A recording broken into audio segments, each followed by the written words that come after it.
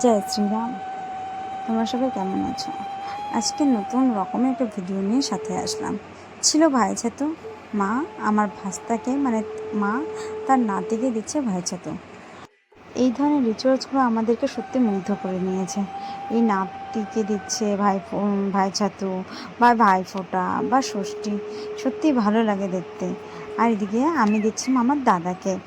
দিদি তো আসতে পারেনি, কারণ কদিন আগে দিদি এসে ঘুরে গেল, তো আমি আমার দাদাকে ভাইঝাতু দিচ্ছিলাম। আর আমি দাদাকে তখন বলছিলাম যে দেখ, আমরা তোদের জন্য কত করি, বা যে কোনো মেয়েই তার দাদার জন্য বা ভাইয়ের জন্য বা বিবাহিত জীবনের পর হাজব্যান্ডের জন্যই করে থাকে, বাট কখনোই ছেলেরা কোনো কিছু করে থাকে না।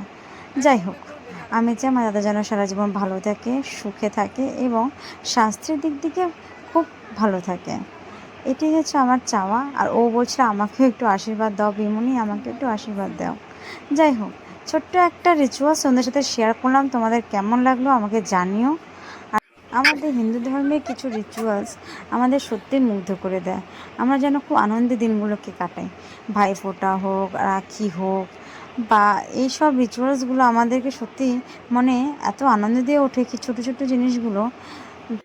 আর এখানে আমার ক্যামেরা ওমেন ছিল আমার বোরানি। বোরানিকে তোমরা অনেক ভিডিওতেই দেখেছো অনেকবার। কিছুদিন পরে একটা ধামাকা ভিডিও আসছে, এই ব্লগের জন্য রেডি থেকো। আর দেখো আমার পুচকার মুখটা। নেক্সট ব্লগে দেখা হচ্ছে। বাই বাই বন্ধুরা, ভালো থেকো।